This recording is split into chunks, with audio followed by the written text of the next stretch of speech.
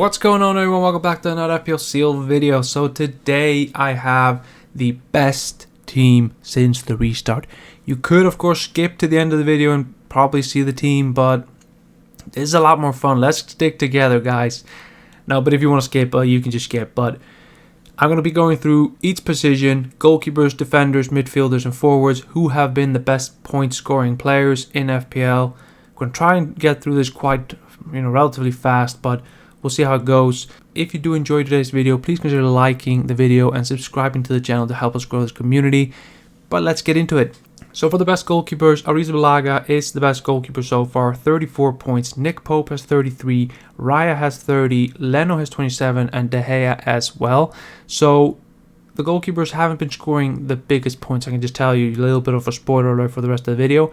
They're not the highest scoring players. Shocker, I know. But they have been really good. So, Arrizabalaga seems to be the best goalkeeper you could have chosen. Even though it kind of, people would have thought like Nick Pope's going to ace this. But no, Arrizabalaga is on top by 1 point. So the best defenders since the restart. Now, Kieran Trippier, no surprise, he is the top at this table. 45 points. A massive 45 points, may I say. Luke Shaw is second with 36. His rocket of a start has slowed down a little bit. Did get 0 points against Arsenal. But, it was enough. He's still second on this list. Dan Burn is third. 33 points for Newcastle for Dan Burn since the restart. Tim Ream and Botman for Fulham and Newcastle respectively. Both 30 points. So these are the top 5 defenders. Now let's look at the best midfielders. Now, Marcus Rashford, he is number 1 along with Solly March, 46 points each. Morris has 45, Odegaard has 40, and Bruno Fernandes with a little bit of a resurgence, 39 points. These are the best midfielders. And as you can see, the only defender, between the defenders and the goalkeepers, the only person who would have made this list is Kieran Trippier. So that shows you that the defense has been quite poor. You can just go quite cheap in those areas. You should be focusing on your midfield. They seem to be getting the most points, or your attack, because here are the best forwards since the restart. Haaland has 46 points and Kane has 38. Eddie Nketiah has 30 points, Ferguson has 28, and Tony has 27. So even though we thought Tony was having a really good start, Ferguson has been, he actually kind of surprised me with the fact that he's 4th on this list. And then Nketiah, who nailed Man United, that scores in this one.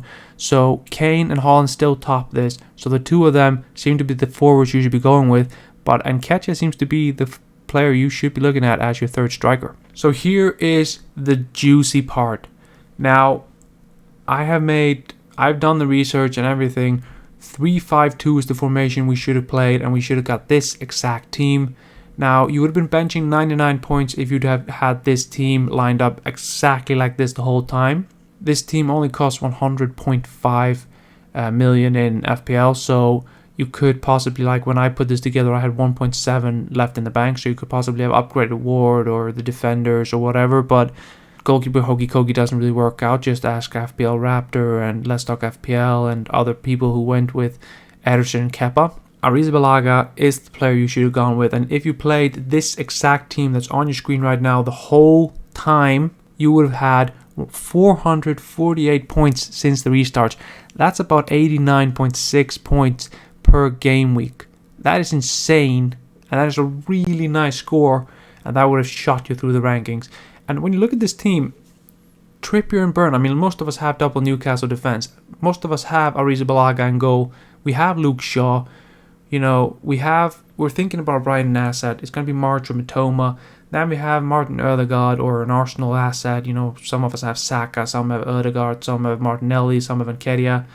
Then we have Fernandes, who of course has a double gaming, so a lot of people are going to be bringing him in. Mahrez, who has been on fire at Manchester City. Some people already have him.